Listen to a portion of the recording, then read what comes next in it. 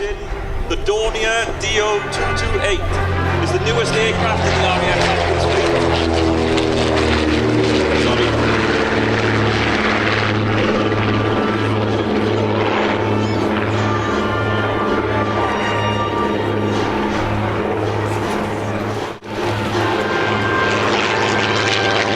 As I was saying,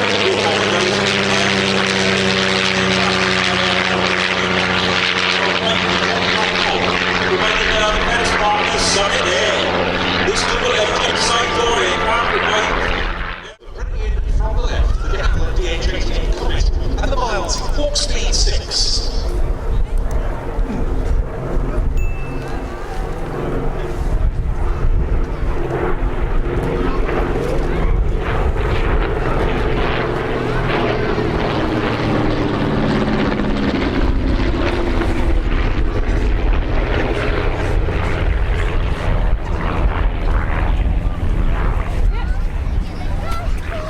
Aircraft linked not only by their tremendous air racing heritage, but by the name of one man who's instrumental in the fact that both survive today, namely a gentleman called Ron Payne. He owned and raced this Miles Hawk Speed 6 for many years, achieving the fastest speed no fewer than 5 times in the prestigious King's Cup race at the end of the 50s and the beginning of the 60s without ever winning outright, thanks to the handicappers. Fast forward a few years, and he was one of those who helped bring this DH-88 Comet, the aircraft that won the 1934 McRobertson International Air Race between RAF Mildenhall in Suffolk and Melbourne, Australia, back to flying condition for the Shuttleworth collection.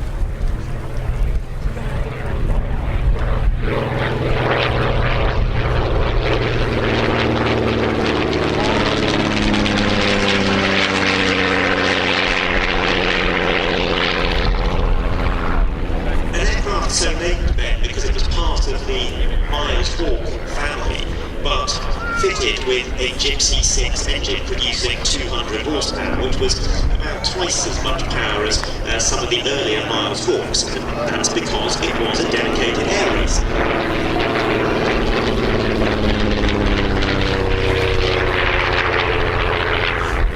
Yes, well, we see the Southern Martlet and the two Magisters flying later. We'll be paying tribute to company founder FG, Frederick George Miles.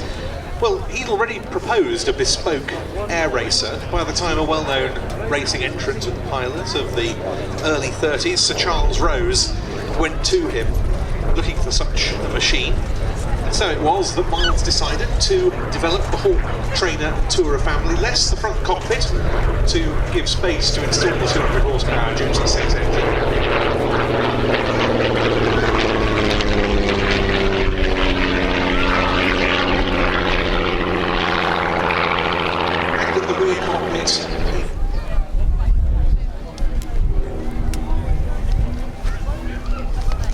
Now arriving from the left to start its display, the Havilland Comet.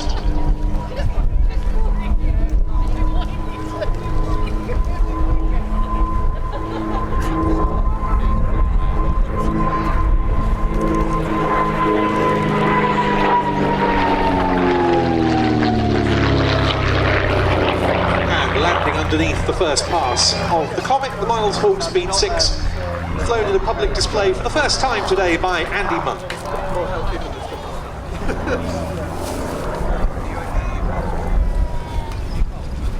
As you alluded to earlier, Ben, the Comet was a bespoke design developed specifically to participate in the 1934 Robertson Air Race from England to Australia.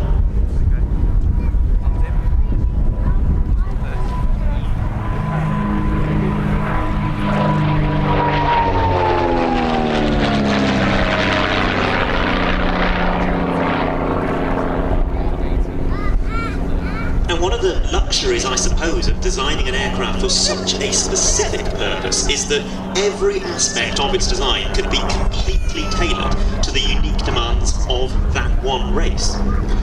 Yeah, it really is a no compromises configuration, that of the DH-88, highly streamlined as it comes in towards the a tiny frontal area.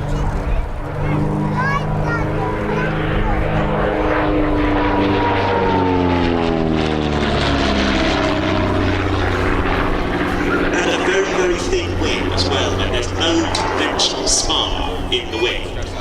2 seats as well, that was felt necessary for the race, and of course a retractable undercarriage.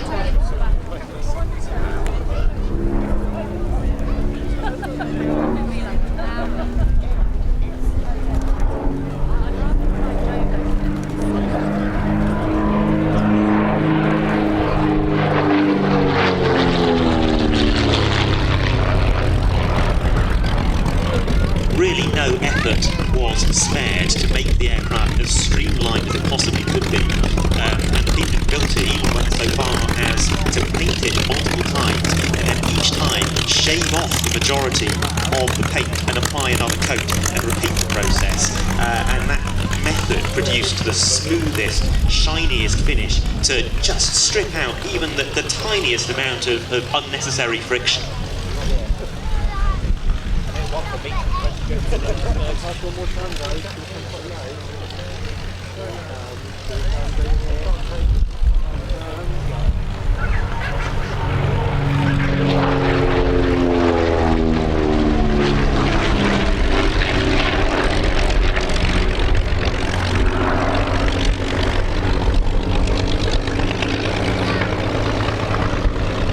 Was named after one of his hotels. He didn't pilot it though. That was Charles William Anderson Scott and Tom Campbell Black, and their run to Australia was largely trouble-free, especially compared to some of the other participants in the race. They did make more stops than some of the other aircraft, but they spent very little time on the ground.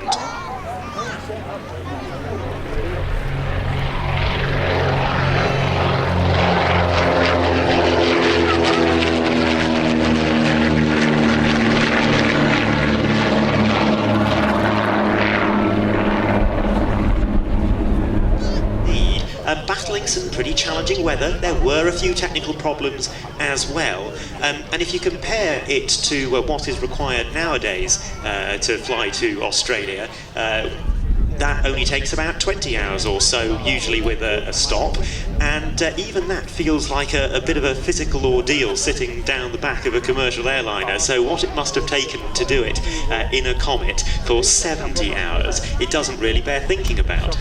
And this, as I say, in an aeroplane that really was and remains a challenge to handle in some respects.